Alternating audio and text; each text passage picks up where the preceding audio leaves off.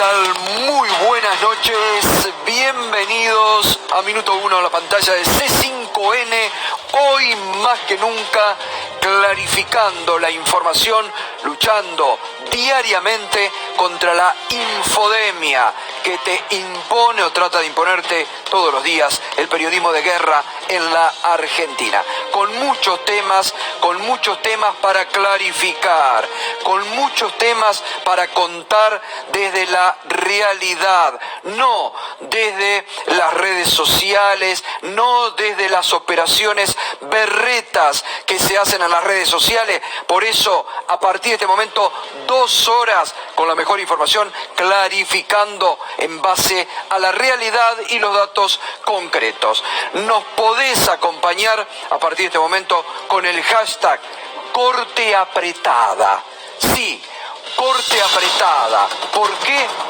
Y porque ayer te contamos con lujo de detalles cómo parte del periodismo de guerra en la Argentina, con dirigentes de Juntos por el Cambio y el mismo Poder Judicial que no quiere renunciar a los beneficios que obtuvo del macrismo cuando puso jueces a dedos para la persecución judicial que hizo durante 4 años, ahora presionan a la Corte.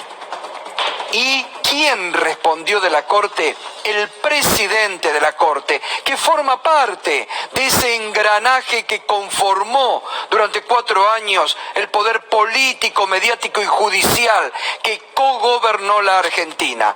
Carlos Rosenkrantz, presidente de la Corte, que responde a ese poder, que tiene su lugar puesto por ese poder en la Corte, respondió hoy y convocó para el próximo martes, cediendo a las presiones, lo que un juez no tiene que hacer, cediendo a las presiones, convocó para el próximo martes a una reunión para tratar algo que ya definió el Senado de la Nación, que ya definió una jueza de primera instancia, que ya definió la Cámara de Casación Penal de la Argentina, pero que los republicanos no aceptan, porque lo único que aceptan es lo que ellos desean, lo que ellos creen que es la justicia o que son las instituciones en la Argentina. Fíjese, ayer con lujo de detalle te comentamos la apretada a los jueces de la Corte, pero fíjese la apretada feroz que en nombre de eso le hizo anoche Patricia Bullrich como titular del PRO. El PRO, la forma en que apretó a la Corte, escúchela por favor.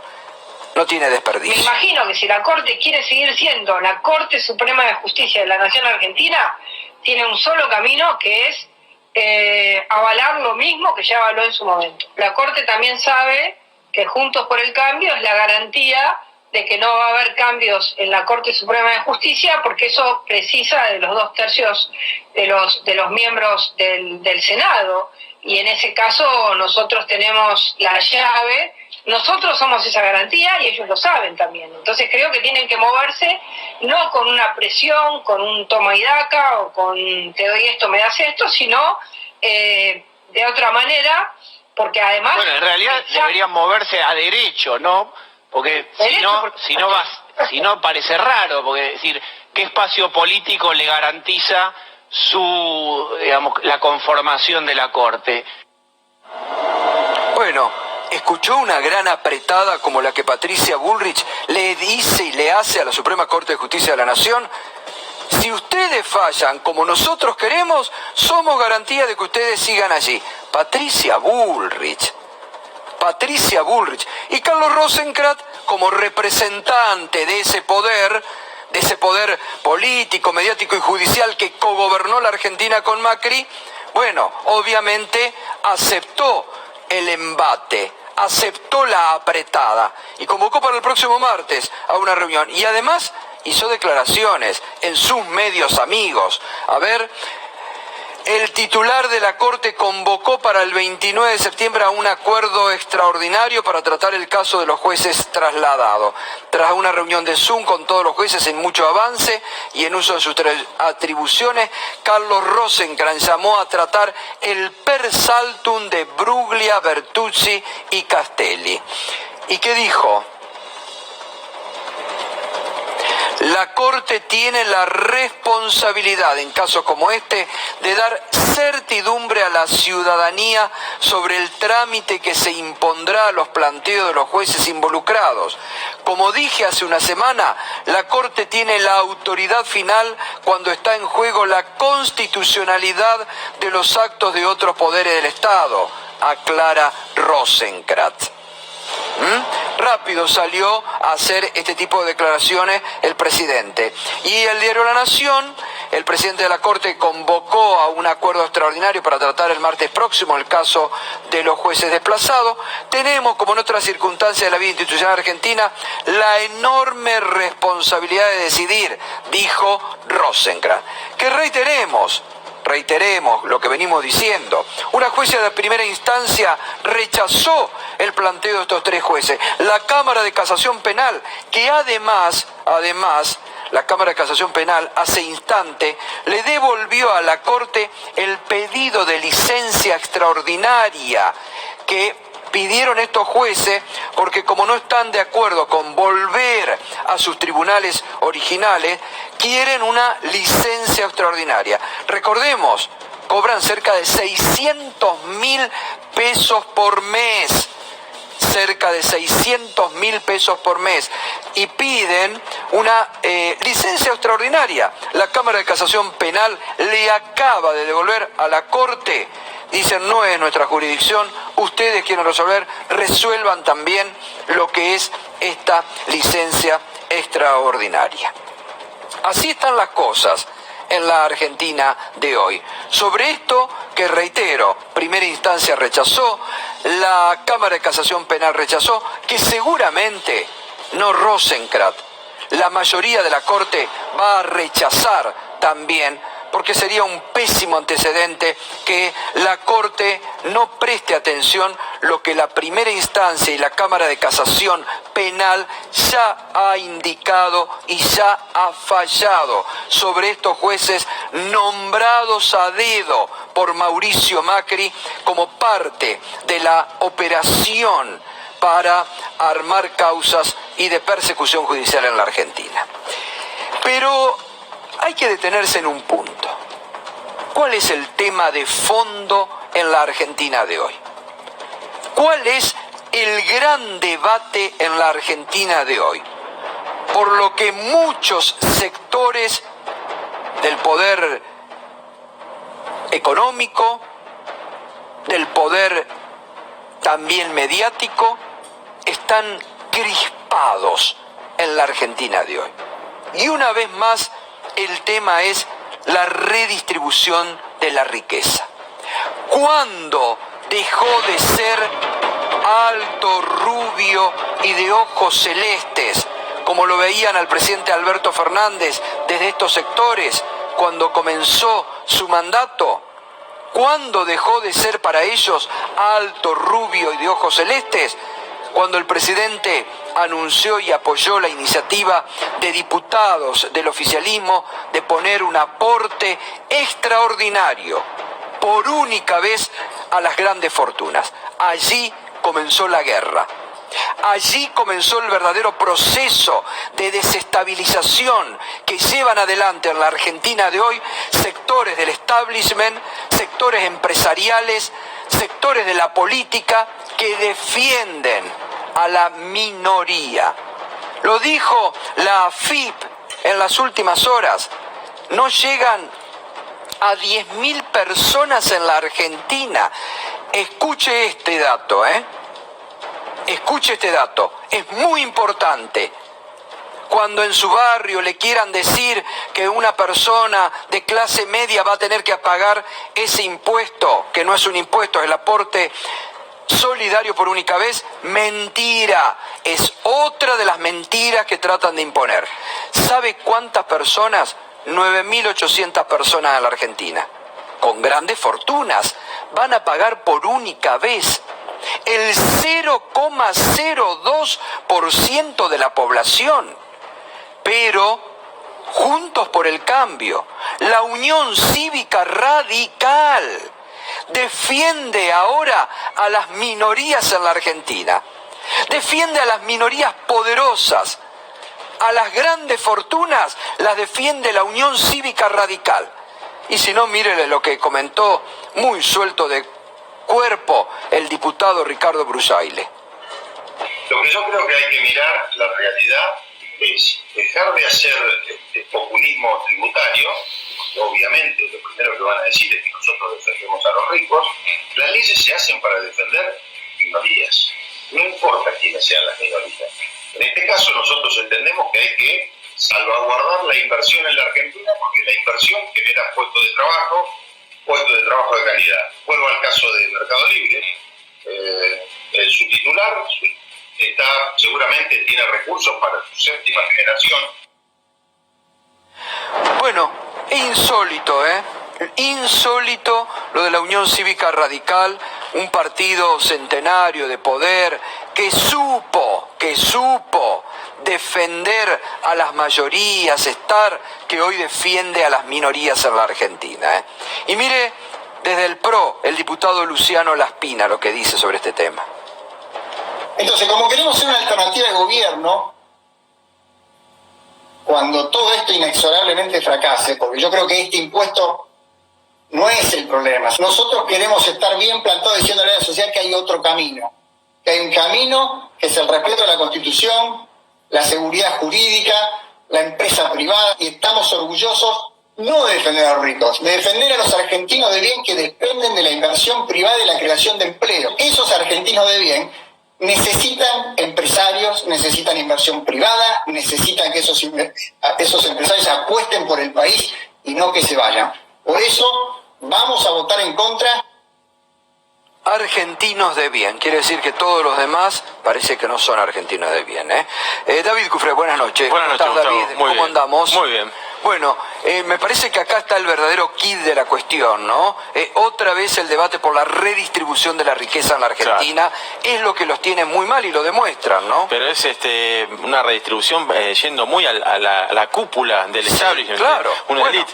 Mira, ayer la FIP presentó datos en el Congreso en el tratamiento del proyecto de aporte extraordinario por única vez de estas grandes fortunas y dio algunas precisiones. El proyecto el viernes tendría dictamen para ser votado a la semana siguiente o la posterior. Bueno, los datos que entregó la FIP. ¿Cuántas personas, cuántos megamillonarios pagan el aporte a las grandes fortunas? 9.300, 9.298, o sea, menos de lo que se venía diciendo que eran 12.000. No llegan ni a 10.000. 9.300 personas físicas, según esta estimación de la FIP, van a pagar el impuesto, que es menos del 1% de las personas que pagan el impuesto a los bienes personales. O sea, es un sector muy, muy minoritario del país el que tiene que pagar este aporte en un contexto extraordinario de una pandemia, ¿no? 2.774 personas están en la primera escala, aquella que va de patrimonios declarados de 200 a 300 millones de pesos. Esto es para los que van a pagar, son los que tienen más de 200 millones de pesos declarados en impuesto a los bienes personales a el 31 de diciembre del 2019. A valor fiscal, eso es importante, porque no son 200 millones de patrimonio. A valor fiscal. Ahora vamos a ir a los ejemplos. Avancemos ahora con este tema. Y 253 personas, los mega ricos, que son los que tienen más de 3.000 millones de pesos, van a pagar 152.000 millones de pesos de recaudación. O sea, prácticamente la mitad de la recaudación del impuesto la aportan 253 personas, que son aquellos que son ¿a qué minoría representa? ¿A qué minoría defiende la Unión Cívica Radical? ¿A qué minoría defiende la Unión Cívica Radical? A 253 personas. Un aporte que va a servir para la salud, un aporte que va a salir para ponerlo en asistencia social. Pues no, la Unión Cívica del PRO, no, ¿qué vamos a pensar? Ya sabemos sabemos que son parte de esa élite gobernante, pero la Unión Cívica Radical, que se embandere con 253 personas y le dé la espalda a la mayoría, así está el radicalismo hoy, así está el radicalismo. Pero tenemos ejemplos, ¿no? Sí. Porque son muy buenos. La semana pasada Alejandro Berkovich en Brotes Verdes puso estos ejemplos. Sí, para digamos, poner las cosas como son. Déjame que te remarque algo del punto anterior. 253 personas van a pagar 153.000 millones de pesos. Claro. Prácticamente la mitad es una cúpula, y no para todos los años, en un contexto extraordinario de pandemia y como pasa en otros países. Bueno, vamos a ver algunos ejemplos de los patrimonios que hay que tener para ver si se paga o no se paga el impuesto. La verdad que está muy bien lo que hizo Brotes Verdes con Alejandro Berkovich. Bueno, si alguien tiene un departamento que tiene un valor de mercado de $100.000, que tiene un valor fiscal de $40.000, o sea, vos tenés un departamento de $100.000, un autogol, 0 kilómetros, de valor de mercado $1.000.000, bueno, tenés un patrimonio de 4 millones de pesos. No están ni cerca de pagar, porque empiezan a pagar los que tienen 200 millones de patrimonio. No paga, porque te dicen, te llenan la cabeza, vienen por tu departamento, vas a tener que pagar. Mentira. Clase media típica, un departamento, un autogol, 0 kilómetros, no pagas. No paga. Vamos a otro caso, que sumamos más.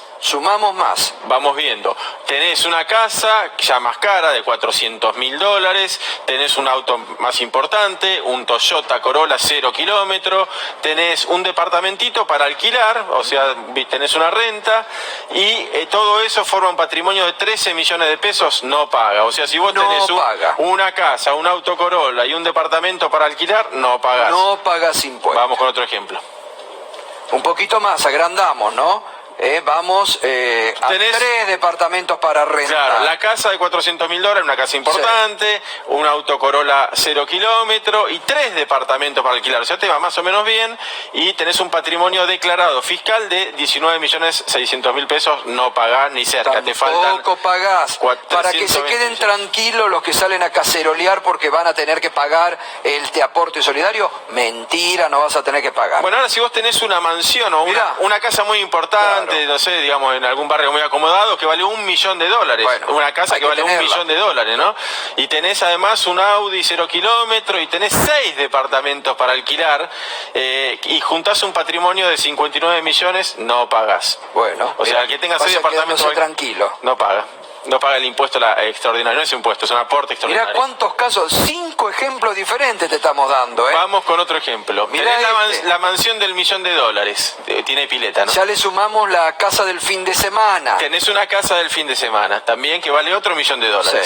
Tenés el Audi 0 kilómetros y tenés, no ya unos departamentos, tenés un edificio para la renta, como había algún ejemplo que mencionó algún legislador. Bueno, tenés un edificio de 5 pisos. Bueno, con todo eso, no pagás el impuesto. Además tenés ahorros en cuentas por $400.000, y tenés un segundo auto, una 4x4 BMW. Bueno, por todo esto no pagás. Mansión, 2 autos, casa de fin de semana, un edificio para alquilar, ahorros por $400.000, no pagás el aporte extraordinario. O sea, queda para un sector muy minoritario. Sigamos con los ejemplos.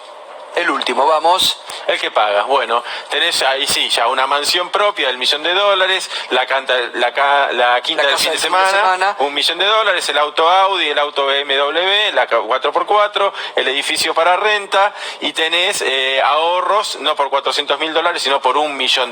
Bueno, en este caso ya juntás un patrimonio fiscal declarado de 247 millones de pesos, entonces sí pagás. Y pagás la categoría más baja. Los que tienen esto pagan la alícuota más baja, que es un 2%. Claro. Entonces, acá entraría Nico Duhovne. Y sí, puede ser. Porque ¿cuánto tenía y de ahorros tenía $1 millón. Tenía como arriba de $2 millones, claro, creo, en el exterior. Pero estos entrarían en la categoría más baja, eran 2.447 personas que habíamos dicho que tienen entre 200 y 300 millones de pesos declarados a valor fiscal. Bueno, es este ejemplo. Después todos los que tienen estas 253 personas que tienen más de 3.000 millones de pesos, bueno, imagínense todo lo que tienen, ¿no? Claro. Es esto por 2 o 3. Sí. No, es muy no, importante. por más, por 10. Es esto por 10. Sí, muy importante. Bueno, a ver, hoy también, David, es muy importante ya desde el arranque del programa. Hoy fue un día cargado de muchas especulaciones, de muchas operaciones interesadas, sobre el tema dólar. Otra vez, cada tanto empiezan a girar estos WhatsApp de corralito. Nada de eso es cierto, nada de eso es cierto, porque incluso en la época, lo decíamos, de Mauricio Macri, también circulábamos y muchas veces lo decíamos acá, no se compren esos versos que sirven para crear climas de desasosiego o confundir a la población. Nada de eso es cierto. Bueno, vos venís marcando, Gato, acá en el minuto 1, las fake news. Bueno, hoy fue un día que reventaron las fake news en los WhatsApp. Seguramente vos en casa algún WhatsApp recibiste o por Facebook o por Instagram, porque hubo de todo tipo de versiones que son las mismas fake news que todo lo demás. Para dejarlo claro, el presidente del Banco Central, Miguel Pese, cuando le hicimos el reportaje la semana pasada, dijo: no hay ningún tipo de posibilidad, cero, de que se restrinja la salida de dólares que vos tenés depositados en los bancos, o sea, que haya un corralito sobre los depósitos en dólares. No lo va a haber, no lo hubo durante el gobierno de Macri, que hubo una sangría de 86.000 millones de dólares de las reservas. No, los depósitos en dólares están estables, no están bajando, de hecho venían subiendo en las últimas semanas. Hoy no vi el dato último, pero viene subiendo porque hay mucha gente que venía comprando dólares y lo que pasa es que transfiere esos dólares a su cuenta en el banco. Pero no hay riesgo, ningún riesgo de corralito para el banco, según está diciendo el gobierno nacional, y lo que coinciden todos los operadores es lo mismo. Habrá mucha presión y la hay, y es real, y hay que ver cómo termina el partido por la devaluación. Hoy fue un día muy negativo en los mercados financieros y muy negativo en la Argentina en materia del dólar. El dólar ahorro, el dólar que maneja el Banco Central, el dólar oficial, subió 20 centavos, nada, en línea con lo que viene ocurriendo, quedó en 131,77 en esta nueva versión de la retención de cuenta de impuestos. Bueno, pero los otros sí. El contado con liquidación, que este es el que más importa para la presión financiera, subió a 145, 4 pesos de aumento respecto de ayer. El dólar ilegal, el blue, subió 3 pesos y quedó en 144. Siempre lo marcamos con mínimas operaciones. No hay mucho mercado, pero el valor que hoy se puso de referencia fue este, y el dólar bolsa también subió 3 pesos y llegó a 135,50. La verdad, hay un estado de tensión en el mercado cambiario muy fuerte, que las medidas del Banco Central de la semana pasada que querían aminorarlo, estamos todos los días de estos minuto a minuto. Bueno, el día de hoy las tensiones fueron muy fuertes en el pero hay mucha especulación, hay operaciones. Muchas operaciones desestabilizadoras. Así como te quieren esto es lo que hay que dejar claro, hay muchas operaciones desestabilizadoras. Hay operaciones políticas desestabilizadoras, que lo vemos diariamente, y hay operaciones económicas desestabilizadoras sobre el gobierno. Hay que ser claro y contundente con esto, porque hay que terminar de raíz con esto. Reitero, lo decíamos en el gobierno de Macri cuando surgían esos famosos WhatsApp que enloquecen a mucha gente, y lo decimos hoy. Hoy, por suerte, también muchos colegas serios que todos los días, como David, hacen economía, decían: señores, terminen con esto, que es pura operación, que no tiene ningún asidero en la realidad, ¿no? Así como hacen operaciones con la salud, con la política, con todo, bueno, en el terreno del dólar, con la sensibilidad que genera, imagínate, están desatados tratando de generar pánico y tratando de generar una desestabilización. Están convocando a una corrida, están convocando a una tensión mayor. Bueno, vamos a ver cómo se resuelve la cuestión, pero con la medida que tomó el Banco Central la semana pasada, frenando la sangría de reservas, se supone que esta batalla por la devaluación la va a controlar el gobierno. El presidente Alberto Fernández se refirió hoy a este tema, al tema del dólar, y esto decía: hace falta cuidar los dólares, porque los dólares los necesitan los que tienen que producir y los que dan trabajo, antes que nadie. Y está claro que lo que estamos viviendo, el tiempo que nos toca vivir, es un tiempo de emergencia, es un tiempo excepcional. Ninguna de las medidas que hemos tomado en esta materia son medidas que nos hacen felices, ni son medidas de las que disfrutamos. Son medidas que la coyuntura nos exige por el grado de deterioro que tenían las reservas del Banco Central cuando nosotros llegamos. Y en el medio tuvimos que lidiar con seguir pagándole a organismos internacionales y llegar a un acuerdo con los acreedores privados. Bien, allí estaba el presidente hoy en un acto en Cañuelas, habló hace instantes también en su primer discurso ante la Asamblea de la Organización de Naciones Unidas, vía Zoom, donde el presidente reiteró el gran hecho positivo de la Argentina, de haber cerrado con los bonistas acreedores. Dijo, en un mundo que se incendia, la Argentina pudo acordar con los bonistas y dar certidumbre para el presente y el futuro. Y acá también, David, otro tema que hoy mucho circuló en torno a esto del dólar es que la ANSES, que toma una muy buena medida, que tiene la base de datos, está dando a los bancos quiénes pueden comprar y quiénes no. Sí, acaba de salir un comunicado del Banco Central hace media hora diciendo, facilitando la operatoria para ver quién puede comprar y quién no dólares, y a partir del viernes el Banco Central supone que los bancos ya van a estar vendiendo normalmente el dólar ahorro, a partir de que la ANSES le pasó la base de datos al Banco Central, y el Banco Central va a automatizar esa información para los bancos comerciales, y de ese modo, que esto también venía haciendo ruido, que el freno a la compra del dólar ahorro, bueno, o sea, el viernes el Banco Central supone que ya va a estar operativo. Bueno, porque hay muchas personas que no tienen ingresos declarados, que está bien que si no tienen ingresos declarados, ¿cómo después van a ir a comprar los $200, claro, ¿no? Me parece lógico, ¿no? Son los titulares que cobran el IFE, o los que tienen créditos... Asignación universal por hijo. O sea, los que tienen un crédito refinanciado, bueno, todo ese universo, toda esa información ahora la va a centralizar el Banco Central, se la va a facilitar a los bancos de una manera más ágil, para que se pueda volver a vender el dólar ahorro.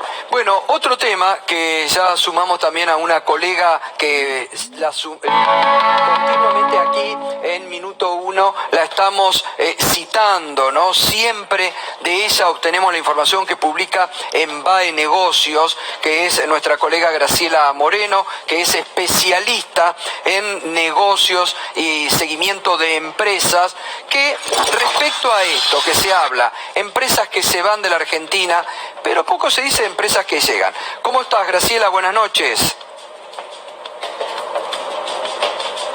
¿Me escuchás? Hola, ¿qué tal? ¿Cómo estás? Bien, bien. Bueno, siempre te citamos, hoy te tenemos en vivo. Sí, te escucho. Contanos, Graciela, sobre este tema de que tanto ruido han provocado como de empresas que se van de la Argentina. ¿Cuál es la realidad? Porque también hay muchas empresas que llegan y que no se dice, ¿no?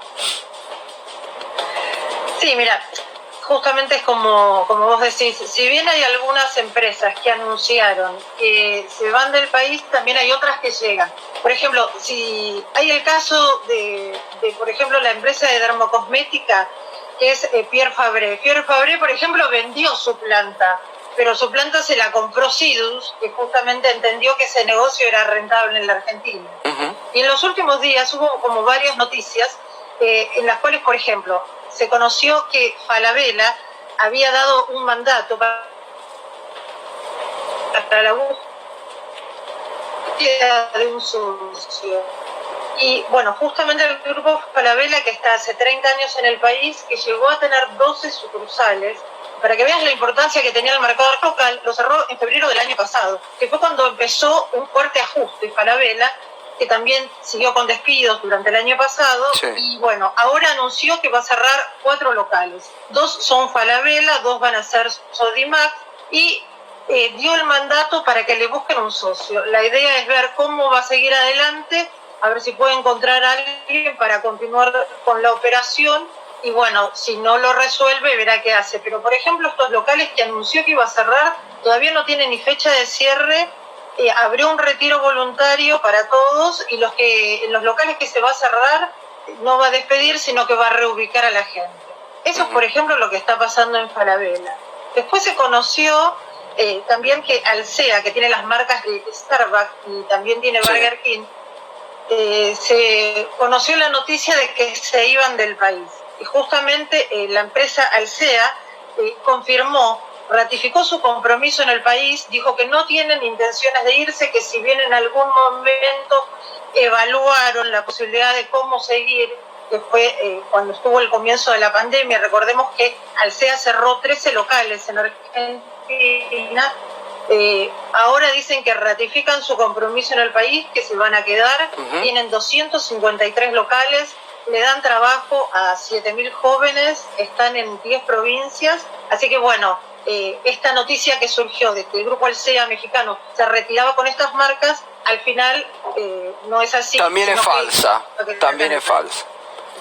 ¿Y las que llegan, Graciela, que vos estabas anunciando en BAE en los últimos días? Mira, entre algunas marcas que llegan, por ejemplo, es la cadena norteamericana que se llama Sbarro. Sí. Es una marca que justamente... Esa es muy interesante, ¿eh? Hoy justamente en BAE estabas hablando que hoy es el día de las pizzas, del día de las pizzerías. Estamos a tiempo todavía que hay descuentos de hasta el 50%, ¿no? Pizzas y empanadas. Sí, el descuento es para delivery y para takeaway. Sí. Recordemos que la pizza es, digamos...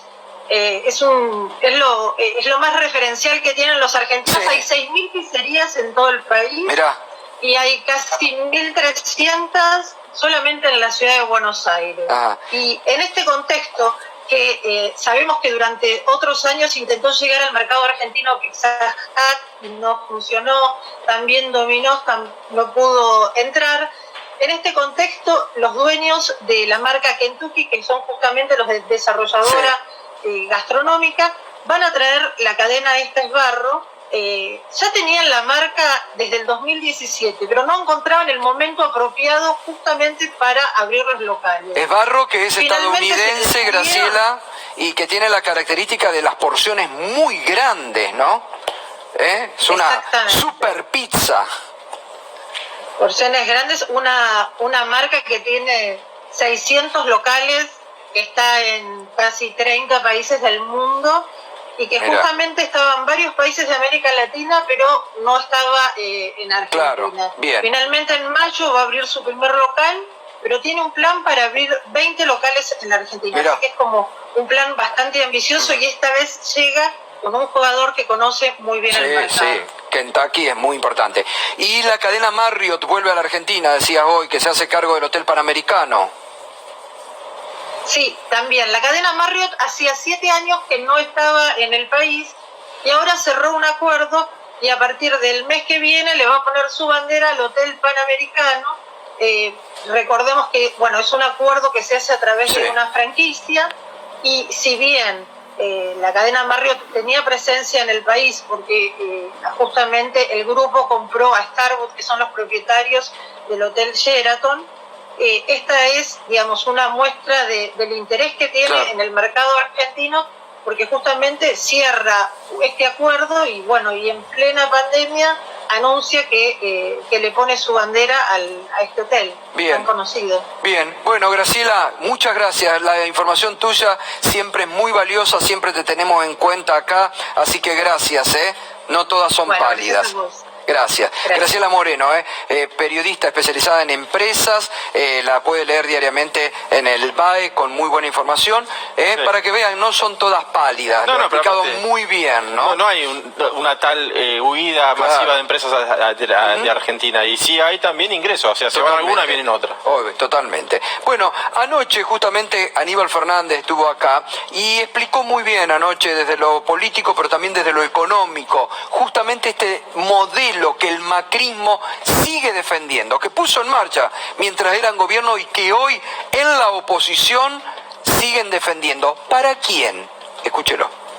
Esto es una definición muy gráfica de todo nuestro grupo, que el presidente la tiene como bandera, que para que esto funcione, tiene que funcionar con el pueblo adentro. Las decisiones se tienen que tomar y cumplirse, pero con el pueblo adentro, porque si no, ¿cómo sirve esto? Sí, si no, fácil era justo. Y si no, claro, si el gobierno de Macri, si vos le dejabas sacar 20 millones de argentinos, funciona bien, el neoliberalismo que ellos nos quisieron plantear de servicios y de toda esta porquería que con el caso de Uruguay, ¿no? Que lo ponen como ejemplo, una economía agroexportadora y financiera. No, pero totalmente, con una población pero además son 3 millones de habitantes en 175.000 kilómetros cuadrados, con todo el respeto que me merece. Sí, por ahí ese modelo, por ahí ahí solamente cúmulo puede llegar a funcionar a Suiza. No le asignan mucho más posibilidades que esas a ningún otro. ¿Cuántos uruguayos se le fueron en el último año? 633.000. ¿Cuántos se fueron de la Argentina? 25.000. Ah, bueno, entonces no estamos en esa posición. Es algo que lo están queriendo plantear en forma ficticia y que su presidente tiene todo el derecho del mundo a reclamarlo. No me meto en la política de los uruguayos. Ahí está, clarito, ¿no? Es el modelo que siguen defendiendo. Aquí lo central, el debate hoy en la Argentina, que no quieren dar ni sectores del establishment, ni sectores del poder político, mediático y social, menos la Unión Cívica Radical. Reitero, la Unión Cívica Radical, que supo ser un partido de poder, con las banderas siempre al lado del pueblo, surgió de eso, hoy defendiendo a 253 multimillonarios, cuidándole las fortunas mínimas que van a tener que hacer en un aporte solidario. La verdad que el radicalismo ha perdido las banderas, ha arriado las banderas totalmente en este contexto. Pero para cerrar todo esto, siempre ponemos, la verdad que es impecable el diputado español Íñigo Errejón. Siempre tiene una brillantez para explicar cuál es el debate del momento, que viene bien lo que hoy explicaban las Cortes españolas para este debate de la Argentina. Escúchelo. Miren, esto que tengo aquí, que lo tenemos todos porque nos lo dan en el Congreso, es un iPhone. Y muchas veces esto se pone como el ejemplo de emprendedurismo, ¿no? Steve Jobs en un garaje que lo empezó y que resulta que fue capaz de llegar adelante un negocio privado en condiciones muy difíciles, casi por su mérito individual. La economista de Londres, Mariana Mazzucato, se pone a estudiar de dónde vienen la mayor parte de las aplicaciones y de los desarrollos tecnológicos incorporados al iPhone. Y resulta que la pantalla multitáctil se desarrolló en la Universidad de Delaware con dinero público de la Fundación Nacional para la Ciencia. Internet es un proyecto que arranca con financiación pública del Departamento de Defensa, el HTTP del Laboratorio Europeo CERN en Ginebra, el GPS también con inversión pública del Departamento de Defensa. Las baterías de ion litio lo inicia la investigación pública del Departamento de Energía. Se ha convertido en una especie de tópico cuñado cada vez que alguien dice que defiende ideas de redistribución y de Estado fuerte, decir, pues entonces tanto rojo no será si tienes un iPhone. Cuando yo miro un iPhone, en realidad lo que veo es la perfecta demostración de que la única posibilidad de tener un desarrollo industrial es con un rol central de un Estado emprendedor del que luego se aprovechan y con el que luego colaboran muchas empresas privadas. Clarísimo, ¿no? Clarísimo lo que explica Íñigo Errejón para un debate que se ha dado hoy. Debates que en la Argentina son debates falsos, debates sobrevaluados, y se pasan horas y horas y en las redes, y acá te lo explica con una claridad impecable. Tenemos una noticia de último momento.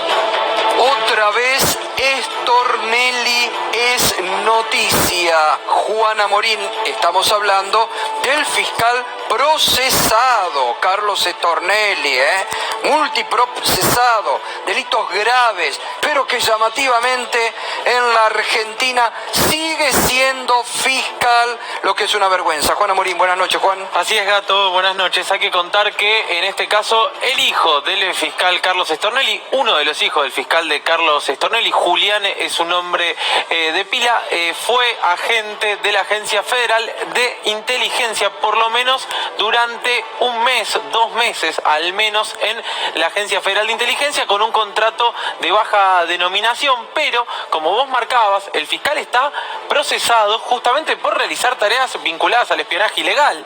Bueno, uno de los hijos trabajaba en la Agencia Federal de Inteligencia, Julián Stornelli. Esto es algo que revelan nuestros colegas de El Destape hace instantes nada más. Figuraba la baja de el personal de la Agencia Federal de Inteligencia, del agente Julián Stornelli, en julio de 2016, en pleno macrismo, en el apogeo de Mauricio Macri, donde se estaba empezando a armar la Agencia Federal de Inteligencia de Gustavo Arribas y de Silvia Magdalani, donde se empezaban a gestar este entramado de espionaje ilegal. ilegal, bueno, ahí estaba el hijo de Stornelli. ¿Dónde trabajaba el otro hijo de Stornelli? Mateo Stornelli, te acordarás, lo reveló el colega Horacio Berbisky, en la Da Judeco, estaba a cargo de las escuchas. Bueno, estaba minado del espionaje Carlos Stornelli, no le alcanzó con eso, tuvo que acudir también a Marcelo D'Alessio para espiar, por ejemplo, al ex marido de su actual pareja, ¿te acordás del piloto peruano? Por eso no es una situación más, no es una casualidad esto, indudablemente. Uno diría, bueno, cualquier persona tiene derecho a trabajar donde sea, siempre y cuando haga, hablando del mérito, el mérito para llegar. En este caso, no es una noticia aislada, justamente porque Stornelli está involucrado en un proceso de espionaje ilegal, donde justamente están investigándose toda una red de agentes paraestatales, como Marcelo D'Alessio, que triangulaban información con medios de comunicación y que eso terminaba en expedientes judiciales. Lo vimos... Esto es una buena representación de la famosa familia judicial en la Argentina, ¿no? Bueno, ¿no? Sí, y del triángulo político, también, mediático, judicial, claro, también. obvio. Digo, Daniel Santoro, Carlitos Stornelli, ahora nos enteramos que el hijo. Porque tiene que la Cámara, ¿no?, de Mar del Plata tiene que ratificar el procesamiento de Stornelli, ¿no? Así es, bueno, ¿Sabes que yo no sé si no está hace como un año eso ahí? Sí. En la Cámara de Mar del Plata. Y sí, hace como un año. Lo de Stornelli y lo de Daniel Santoro también. Claro, sí, exactamente. ¿Cómo duerme? Demasiado tiempo. Por ¿no? eso decíamos hace poco, ¿no?, que seguimos con lupa la actitud de los jueces de la Cámara de Mar del Plata, porque qué raro, qué llamativo que tanto tiempo para ratificar procesamientos que en una forma siempre impecable ha actuado el juez Ramos Padilla, ¿no? Ahora, yo insisto en... digo, nadie puede pensar que esto es una casualidad o tiene mucha mala suerte. Digo, Stornelli de ser inocente, de estar involucrado en una causa de espionaje ilegal, donde, bueno, D'Alessio lo engañó, pobrecito, porque Daniel Santoro supuestamente se lo presentó, le pedía operaciones de espionaje ilegal a D'Alessio y a la vez uno de los hijos estuvo trabajando en la Agencia Federal de Inteligencia y el otro estaba a cargo de grabar escuchas en la Da Judeco. Y parece mucha casualidad, ¿no? Es mucho, ¿no? Pero hay que tener un poquito también a veces de no solamente demostrar ser, sino ser, ¿no? Y tener un poquito de decoro, ¿no? Pero bueno, no nos olvidemos que este fiscal estuvo en rebeldía, varios, ¿cuántos llamados? 5, ¿no? ¿No eran más llamados a indagatoria? Creo que fueron 7. Yo creo que fueron 7. Sí, rechazó, hizo lo que quiso, está procesado, un fiscal de la República procesado y sigue en función y ahora se conoce esto. Bueno, estas son las cosas que tienen que empezar a cambiar ya de lleno en la Argentina. Bueno, Irina, buenas noches, ¿cómo estás? Estábamos hablando de la Corte apretada, ¿no? Ahora enseguida ya está el viceministro de Justicia, Juan Martín Mena. Vamos a hablar también, porque nadie se rasga las vestiduras ahora, de los aprietes que hacen sobre los Supremos para ver si llevan agua a su molino, ¿no? Y de los Supremos, además, sobre los Supremos. Digo, el Supremo. Claro, el Supremo sobre los otros. El Supremo Carlos Rosenkrantz, sí. Claro, que hoy vos sabés que hubo una reunión por Zoom. Sí. Los martes ellos tienen el acuerdo habitual. No es que en las reuniones por Zoom se dicen grandes cosas porque son bastante paranoicos, ¿no? O sea, en general arreglan todo entre ellos antes de encontrarse ahí, pero lo que ocurrió en el día de hoy es que se repitió una escena que ya venía ocurriendo, que es que no se ponen de acuerdo sobre qué hacer con los jueces atrincherados. Me refiero a Bruglia, Bertuzzi y a Castelli, ¿no? Estos jueces cuyos traslados han sido rechazados y que fueron a la Corte pidiendo un per saltum. Un per saltum para que se valide o no aquellos traslados. Bueno, la Corte no se pone de acuerdo con esto y otra vez volvió a suceder. ¿Y qué hizo Carlos Rosenkrantz? Viste que Rosenkrantz ahora, como presidente de la Corte, tiene sus facultades bastante acotadas, sí, porque la mayor parte de las decisiones se toman por mayoría de 3. ¿Sabés lo que hizo? Utilizó una de las poquísimas excepciones que hay para tomar una decisión solo. Y convocó para el martes que viene a un acuerdo extraordinario. Los martes hay acuerdo. Yo después hablaba con alguien de la Corte que me decía, pero es absurdo porque hay acuerdo. ¿Pero por qué le puso extraordinario? Porque impuso en el temario, lo que impuso es que se trate el per saltum de Bruglia y Bertuzzi. Es decir, está tratando de obligar a sus colegas a que emitan una opinión. Obviamente nadie tiene una opinión, no tiene obligación de decir nada. Pueden ir al acuerdo del martes que viene sin llevar ningún voto de nada. Pero él lo que está tratando es de imponer su agenda frente a los demás. A ver, la presión, bien lo decías vos, Irina, la presión del poder mediático, sobre todo del poder mediático, el cual Rosenkrantz es representante, ¿no? Porque no nos olvidemos que trabajó para ese poder. Rosenkrantz representa eso y ahora mete presión, como bien decías vos, a los otros supremos. Fíjate, ¿no? Además que hoy, él que nunca hace declaraciones, hizo unas recientemente que las había tomado el diario La Nación, hoy le dice exactamente lo mismo a Clarín y al diario La Nación, hoy, en el día de hoy, para explicar por qué convoca este acuerdo, ¿no? Entonces justifica y dice, yo tengo esa facultad porque me la da el reglamento para la justicia nacional. Y sale explicando esto, ¿no? Él que nunca habla, justificándose. Y la verdad que, bueno, se lo dijo a sus colegas en el acuerdo, pero después les mandó un mail a todos diciendo, bueno, esta es la agenda para el martes que viene, hablaremos del Persaltum. La mayoría está, por ahora, proclive a esperar que llegue en realidad el planteo que está en la Cámara Contenciosa Administrativo, pero nunca se sabe en la Corte lo que puede pasar. Bien, y estamos con el doctor Juan Martín Mena. Doctor, ¿cómo le va? Buenas noches. Buenas noches, Gustavo, ¿cómo estás? ¿Cuánta presión, no? Sí, efectivamente, bueno, recién lo describía muy bien Irina, ¿no?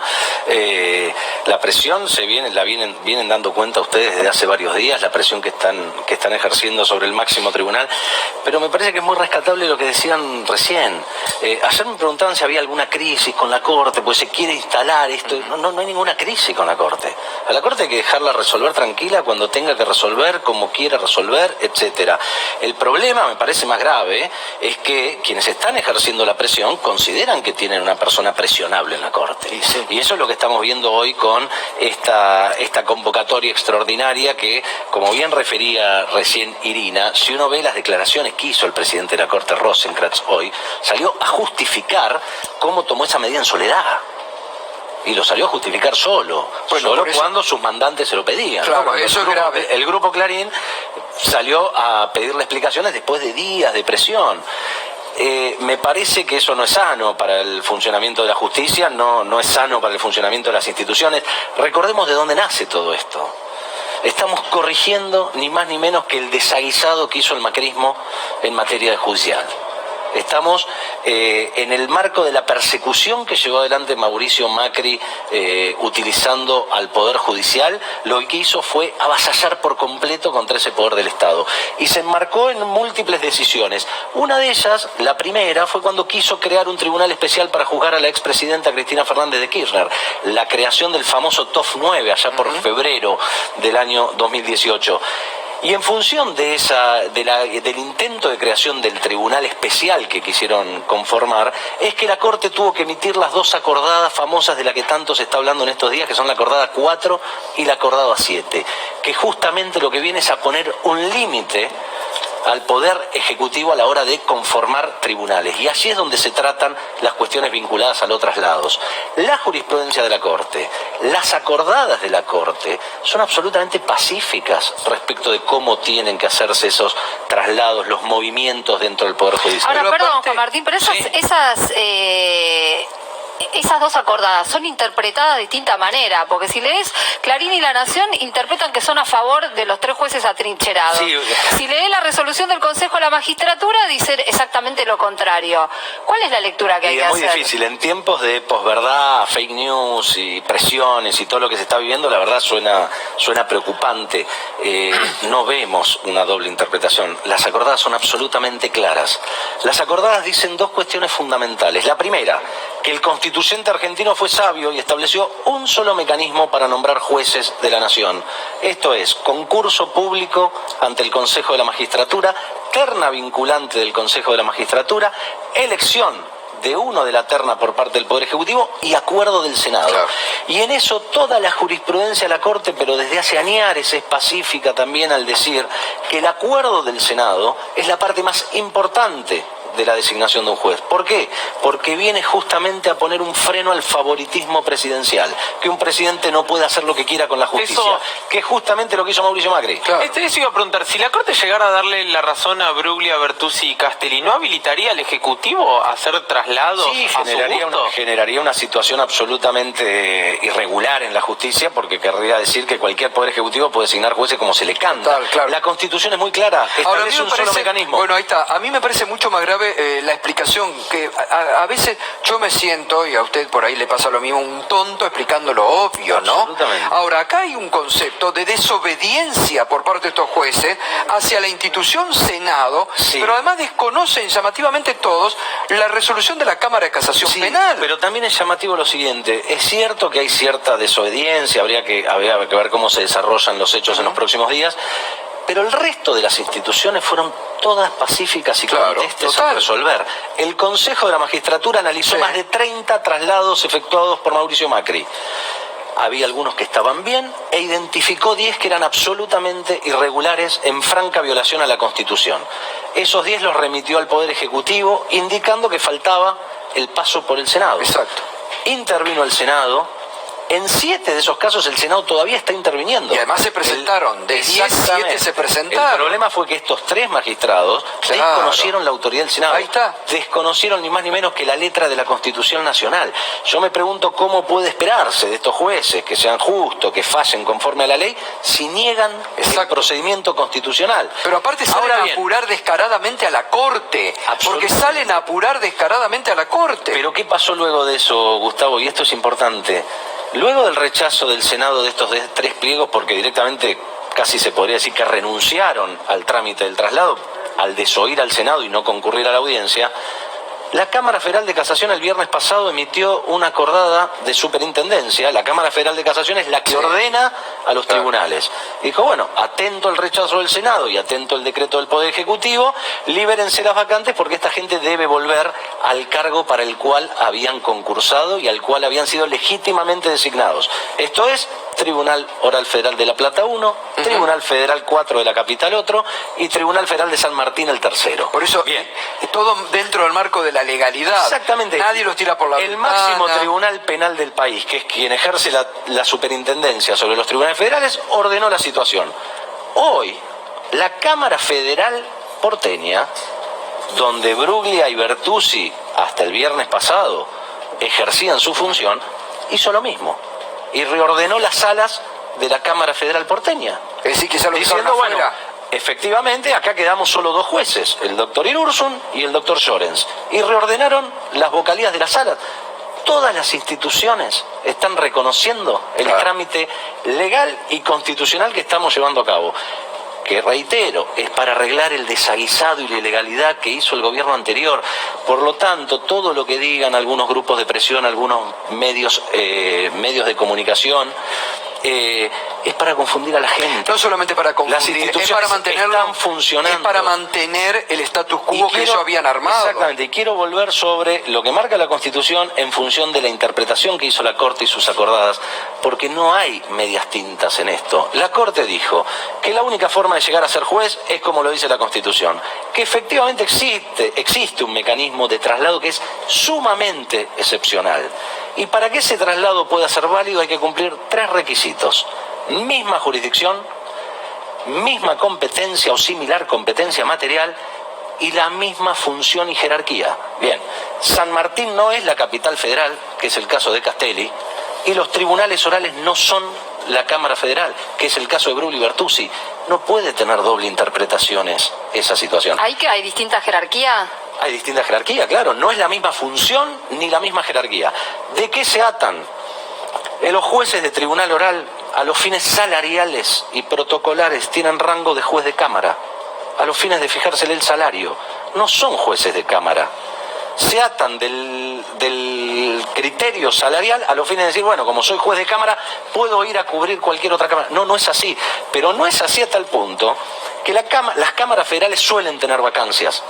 Por jubilaciones, por fallecimiento de un juez, por licencia, etcétera.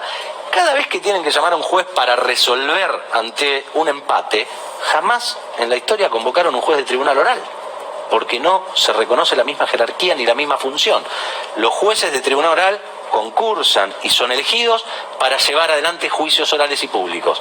Las cámaras federales están en función de revisión de las investigaciones de primera instancia. Es una función completamente distinta, para la cual no cumplieron con el trámite. Claro, no, está clarísimo, está clarísimo. Aparte, este dato que realmente yo desconocía, de esto que la Cámara Federal hoy reordenó, este es otro dato que se olvidan los grandes medios de marcar, porque están tan deseosos de mantener el statu quo que ignoran la legalidad de la Argentina. Claro, pero eso es lo ignoran la legalidad. Eso es lo llamativo, Gustavo. Todas las instituciones, tanto del Poder Ejecutivo, del Consejo de la Magistratura, que es parte del Poder Judicial, el Senado de la Nación y las propias estructuras de administración judicial, las cámaras de casación y la Cámara Federal, todos entendieron por eso lo mismo. Uno indica que la mayoría de la Corte tiene que seguir la misma línea que los tribunales inferiores. Si sigue todos sus precedentes, la Corte claramente, lo que estamos haciendo nosotros es justamente cumplir con los precedentes, tanto jurisprudenciales, en los fallos Uriarte, Rosas, del Valle Pupo, Aparicio, como también en su función de órgano de control del Poder Judicial, de gobierno del Poder Judicial, que son las acordadas. Tanto en fallos puntuales como en acordadas, la Corte dijo que este era el camino, y eso es lo que se hizo. Juan Martín, vos sabés que hoy hablábamos con Raúl Zaffaroni en la radio de la mañana, y yo le preguntaba por cierta actitud, incluso hasta infantil, que veía. De hecho, ayer hablábamos con Castelli también en la radio, y notaba que no había demasiados argumentos por fuera de la resistencia, entre comillas, y esto de me voy a trincherar, voy a jugar hasta las últimas consecuencias, y esto de cierto patriotismo en un acto que en realidad es administrativo, más bien. Y Zaffaroni respondía con mucha claridad: están haciendo tremendo papelón, más allá de que los medios lo traten de vestir con ese patriotismo. ¿Coincidís en este sentido? Absolutamente. Es realmente difícil, era difícil de prever la actitud de los tres magistrados, pero además están mintiendo, y están mintiendo mucho. Por ejemplo, si uno repasa los diarios, ¿no?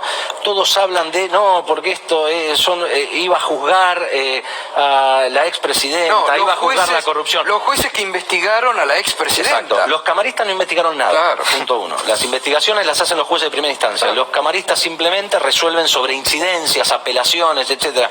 Ni Bruglia ni Bertuzzi investigaron nada respecto de cualquier posible causa o delito que se haya cometido en algún gobierno anterior. Y el tercer caso, que es el de Castelli, que creo yo que es el más grave, el juicio todavía no tiene fecha y no empezó. Sí. Por lo tanto, evidentemente, y no tiene muchas ganas de ponerle fecha. Si él considera que todo esto es porque él va a llevar ese juicio, evidentemente está dando a conocer él un prejuzgamiento. Exacto. ¿Por qué tendría que ser negativo para cualquier imputado el juez Castelli? Claro.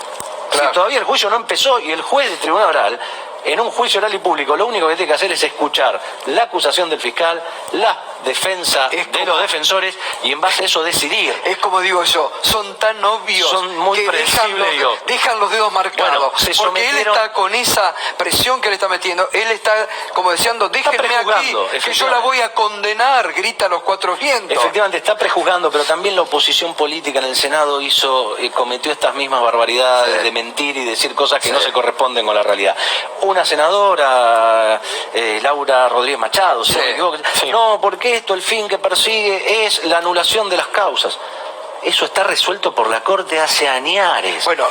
Y en el decreto el presidente de la Nación estableció un considerando específico, recogiendo la doctrina de la Corte, por la cual todo lo actuado por estos jueces es válido, pero no solo porque queríamos aclararlo, sino porque no se puede hacer. Total. Esto está resuelto. Lo mismo que decían para la reforma judicial. Quieren la impunidad de Cristina, Cuando le pregunta a la senadora del Frente Todo a Sapsay, ¿pero dónde está? No está en la ley. Y Sapsay dice, no está en la ley, no es para atrás nada, en todo caso es para adelante, en todo caso lo van a proteger a Macri. No estudian los temas que se discuten, y estamos hablando de cuestiones de trascendencia institucional que debería ser de interés para todos nosotros. No estudian, no leen, y cuando lo hacen mienten. Que eso es lo más grave. Sí. Yo creo que hay que dejar que la Corte resuelva como tiene que resolver. Los precedentes están, se actuó conforme a derecho, y sobre todo recalcar que estamos arreglando una irregularidad y una ilegalidad con la que se manejaron durante los últimos 4 años. Bueno, armada para la persecución y el armado de causas judiciales, está clarísimo, ¿no? Por eso quieren quedarse atornillados, porque dicen, no, nosotros lo tenemos que venir a proteger a Macri, porque en definitiva lo que buscan es la protección de Macri, es la impunidad de Macri, quedándose atornillados ahí, ¿no? Sí, evidentemente lo que están buscando son objetivos que no pueden decir a viva voz, ¿no? Entonces, bueno, veremos cómo se resuelve. Lo que sí, desde el día de ayer, están incumpliendo con la función para la cual ellos voluntariamente concursaron y eligieron ser jueces.